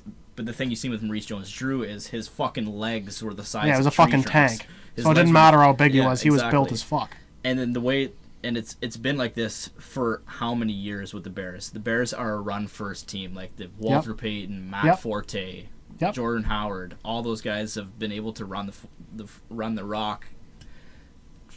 That's what the Bears like to do. Like, obviously, they want to kind of get out of it with Mitch coming in here, but in the new age NFL, in the new age NFL, you kind of want to be not a pass first team because we've seen teams like Jacksonville and Pittsburgh really run the ball consistently and have that be their main offensive attraction and still win a lot of games. Yeah. But I think Jarvis would be a good fit in Chicago. Oh, yeah. I would love to see him in a Bears uniform. I mean, I think it really depends on what you give up. Yeah. I don't think they should trade a second for him just because of how many, not how many needs they have, because they don't have an overwhelming amount of needs considering like their record, because their defense is pretty decent. Yeah. Their offensive line is pretty decent. The huge need there is wide receiver. Yeah. I wouldn't trade a second for him. I think that's a little bit too valuable, especially for a guy on a 1-year deal. If it's a 3, absolutely. I'm all for getting Mitch as many weapons as you can get the guy. Yeah, you have to. You have to get a young guy weapons. I mean, look what happened to Jared Goff in LA. He gets a new head coach, and he gets a bunch of weapons like Sammy Watkins and Robert Woods, and he fucking goes off. I'm very interested to see what the Matt Nagy can do in Chicago. I mean, well, he's a younger guy, so you don't have that kind of John Fox. But I mean, what he was able to do in KC, like with that offense, with Alex Smith. With Alex Smith as your quarterback, Alex Smith is not a good quarterback. But he's good, but he's not that good. But what he's been able to do in Kansas City is pretty damn fucking good. I bet Kansas City's pissed they couldn't keep him around to teach Patty Mahomes. Exactly, and I'm really hoping that the same thing happens with Mitch. I mean, I think you pick a guy third overall? Second overall. He's mobile. Trade up to get him. Yeah, he's got all the arm strength in the world. You need weapons for him. The thing that pissed me off the most about, obviously, I love Mitch. I have faith in Mitch, but I think the thing that pissed me off the most last year was you trade up to get a quarterback. And why not? It wasn't Deshaun Watson. Why not? I mean, obviously, the guy has a torn ACL now. It's like you can go both ways. But that was like the best 6 games ever. Yeah, like it was unbelievable what Deshaun was able to do. But I mean, I love Mitch. I have faith in him. I don't think he's going to be a bust at all. No, I don't think he's going to be a bust. I think he'll probably end up being one of the top 10 quarterbacks in the NFL when it's all set. Or not like history, but eventually in his career he's going to be thought of as one of the top 10 quarterbacks in the NFL, sure. I believe. Like, I mean, we've seen it as a Bears fan, I've seen it in Chicago before where their main focus was, obviously the Bears love defense. It's been their history. It's been their history. They like to run the rock. Yep. I mean, I've seen the Bears start off the season like 8-0 and make it to the Super Bowl with fucking Rex Grossman as their goddamn quarterback and fucking Kyle Orton. Yeah. And like, I don't know. I think maybe not this year. I would love to see them make the playoffs this year, depending on. I think they could make the playoffs, honestly, if they got Jarvis Landry and that defense, and if Mitch can throw the ball. If the Vikings get Kirk Cousins, you're probably in for a fucking we're in for dogfight in that division with A-Rod coming back. I just don't really like Case Keenum there in Minnesota. No, if they get Kirk Cousins, I mean, they were 13-3 with Case Keenum. Yeah, I know. And with Rodgers being hurt, but I mean, even if they split those games, they were 12-4. Yeah, I would like. I mean, maybe not next year. The year after that, I definitely see the Bears in the playoff. If Mitch takes a jump next year, sky's the limit for them. Oh, exactly. I love Mitch when he played from North Carolina. I mean, when they traded up, I was like, okay. I knew at that point I knew they were going to draft a quarterback. I thought it was going to be Deshaun. And I was fucking fired up for it.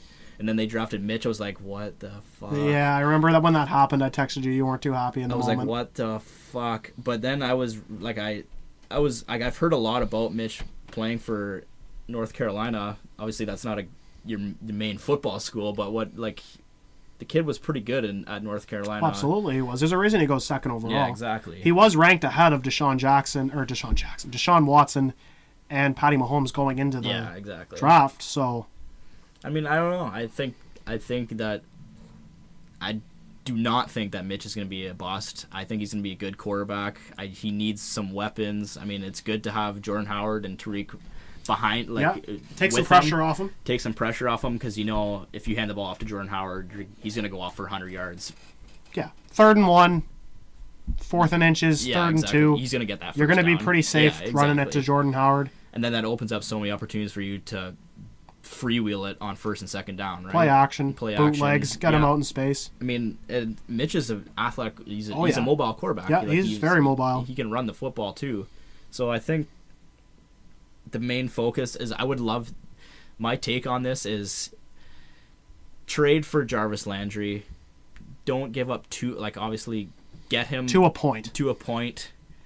And then that when you're on draft day, there isn't that much pressure to draft a wide receiver. You can draft the best available player that you can get. Obviously, if you get Jarvis Landry, your next need is a cornerback. Yeah. You're going to take either one of Minka if he doesn't go.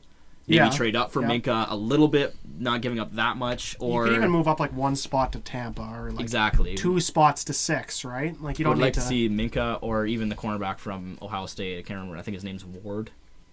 Yeah, I believe so. Something like that. Yeah. Anyways, but I think that's best case scenario for the Bears right now is getting Landry and then drafting a cornerback. Yeah. I do not obviously I love Calvin Ridley. I would love to see him in a Bears uniform. But if you can get 2 needs instead of just 1 at the draft. Yeah, absolutely. Yeah. I think 8 might be a little high for Calvin Ridley. I mean, based on need, you could go for him. Mm-hmm. But just before, we're going to move on from Jarvis Landry here. I just want to give our listeners just a tiny bit of background on him. He's 25 years old, so it's not like he's entering his prime, really. Yeah. The last 3 seasons, he's averaged 1,000 yards receiving. He had 9 touchdowns last year. So he's a young, dynamic receiver. And this guy was doing that with Jay fucking Cutler as his quarterback. That's the thing. He had 9 touchdowns this year with Jay Cutler. I mean, in Matt Nagy's offense with a better quarterback, I think this guy, 1,200 yards, 1,300 yards, 8-9 touchdowns again? I think he'd be a weapon. I think he'd easily get 9 touchdowns again for sure. What's our run time looking like here? We're at an hour and 30. Jesus. Yeah. Okay. All right, an hour 30 minutes. This is probably our longest episode to date. We went on a couple tangents here, but we're going to end her off with a reoccurring... Quickly. Yeah, we're going to do this quickly. A reoccurring piece here on the Jon and Oz show, on the Average Joe show. We're going to start doing our top 5s. So we're going to be doing top 5, and it could be anything. It could be any position in sports. It could be teams in sports. Yep. It could be movies. It could be music. Sky's the limit here. Yeah. But today, we're going to talk about our top 5 AL and NL starting pitchers. If you're a fantasy guy, you're going to want to hear this one. We know what we're talking about. But in the NL, I'm going Kershaw, Scherzer. I'm going to go Strasburg at 3. It's tough because these 2 guys were hurt last year, but I'm going to go Mad Bum 4, and then I'm going to actually go Noah Syndergaard at 5. I know those guys were hurt, but I'm pretty confident in Madison Bumgarner coming back and being Madison Bumgarner. And Noah Syndergaard's stuff is just too good. I mean, his changeup's 91 miles per hour. The other guys that I would consider are Jacob deGrom and Zach Greinke. But Greinke's getting up there. He's 34 now. And deGrom just doesn't have the stuff Syndergaard has. No. So I'm going to go Kershaw, Scherzer, Strasburg, Mad Bum, Syndergaard in the NL. The AL, I'm going to go Sale, Kluber. I'm going to go Justin Verlander at 3. I'm going to go Luis Severino at 4. And at 5, that's kind of a toss-up for me between Chris Archer and Carlos Carrasco. Carrasco had a better season last year, but I like Archer's upside more. Yeah, I would for my AL it'd be pretty much the exact same. But I'm going Kluber over Sale. Fair enough. I like Kluber a lot, not a lot more, but I like Kluber more than Sale, so I have to go Kluber, Sale. I'm actually gonna stick with. I had him in fantasy last year, so I know a little bit. I've seen his stuff, know a little bit more of his numbers. I like Carrasco. I mean, he's older, but he's only 31. It's not too old for a starting pitcher. But I do like Carrasco. I'm not gonna put him 3. I'm gonna put Severino at 3. I love Luis Severino. Yeah, he's gross. Severino throws fucking heat. But I think Severino at 3, and honestly, it's really a flip of a coin for me with Carrasco and Verlander. I think I would have to put, just because of what Verlander, his career. And what he did in the postseason last year. So I put Verlander 4 and Carrasco 5. Yep, fair enough. I mean, Chris, I don't... So the only thing we did there is... you like Severino over Verlander. I like Verlander over Severino at this point. And then we flip Kluber and Sale. I like Kluber more than Sale. Yeah. But then the AL, obviously the 1-2 is... I know. Yeah, the NL's 1-2 is pretty much virtually the same. You can't diss Clayton Kershaw, right? You can't say Max Scherzer is better than Clayton Kershaw. It's Kershaw, then Scherzer. I'm not a huge Strasburg guy. I think Syndergaard is going to have an unreal year this year. I think Syndergaard is going to be your 3. I'm putting him at my 3. Yeah, fair enough. He's fantastic. And then I'm going to go Mad Bum. Also fantastic. I mean, these guys are... Yeah. These 3 guys are pretty interchangeable. Yeah, so I'm going to go Kershaw, Scherzer, Syndergaard, Mad Bum, and then I'm going to go down, and believe it or not, you're going to be shocked at this one. I think your 5th best pitcher this year in the NL coming is Jose Quintana. He's going to be better than Strasburg. Yeah. Okay. I think so. I don't like... Strasburg gets fucking hurt every goddamn year. Yeah, believe There's it or always not, something wrong with Strasburg. Steven Strasburg's a year older than Madison Bumgarner. I know, it's kind of fucked up, eh? Strasburg's not a young pup anymore. No. Remember the fucking hype around him when he first entered the... Well, they got Strasburg, and then they got Bryce Harper the year after that. Yeah. And I mean, Bryce Harper's, 22, and Strasburg's 29 now, so it's like, holy fuck. I mean, Strasburg's, first fucking year was disgusting, but anyways, we can ramble on for that. He's still disgusting. I don't know, I like Quintana in Chicago more than Strauss. Quintana, I mean, he's a good pitcher. Cubs are going to give him a lot of run support. Yeah. You're insane, but we'll move on here.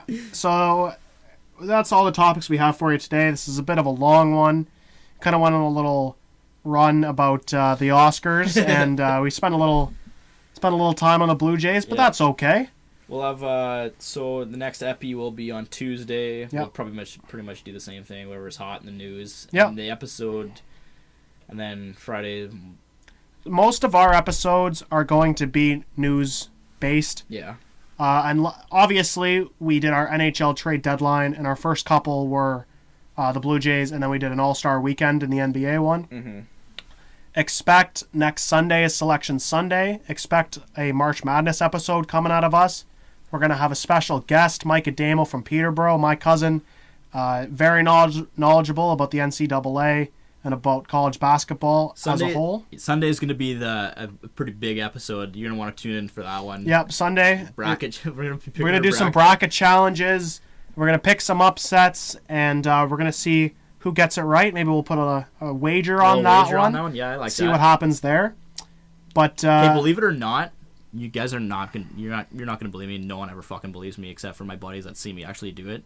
The year wasn't Wisconsin. Year UConn won with Shabazz Napier. Yeah. I picked them to win that year. Stop. Fucking did it. I was fucking juiced. Not that it mattered. Not that it mattered, but whatever. Do you think anybody will ever have a perfect bracket? No, never. No, I don't think there's a chance. No, there's no fucking There's just way. too many. No, there's way too many. No, that's not gonna happen. But that about does it for us here. Expect Tuesday, Friday, Sunday coming at you pretty consistently from here on in, unless someone dies. But hopefully, knock on wood. But thanks for listening. If you're still listening now, God bless you. God bless your soul. Thank you, Greg. Maybe even though you didn't listen to the last one. But look forward to an episode on Tuesday and Friday, and then we're going to go Selection Sunday, and we're going to talk some NCAA March Madness. So Selection Sunday is the epi that I'm most excited for coming up here. But, yep, it's going to be good stuff. In the future, obviously expect NBA playoff previews, NHL playoff previews, MLB opening day. It's going to be a good time for us when the NBA playoffs and NHL playoffs are happening at the same time. That's going to be huge. Yeah, and the MLB opens are up. Oh, yeah, that's going to be huge for us. We want to talk some more hockey on here. We're definitely going to get a lot more hockey in here eventually. It's just really slow right now. Yeah, man. We know a lot of people want to hear us talk some hockey, and we're in Canada. Obviously, that's the biggest sport here. But it's kind of slow right now. We were going to mention how bad the Leafs jerseys looked in the outdoor game. We couldn't even see them. And Mike Fisher coming back and having a great game. Carrie Underwood. Very sexy. But thanks everybody for listening, and we'll see you on Tuesday.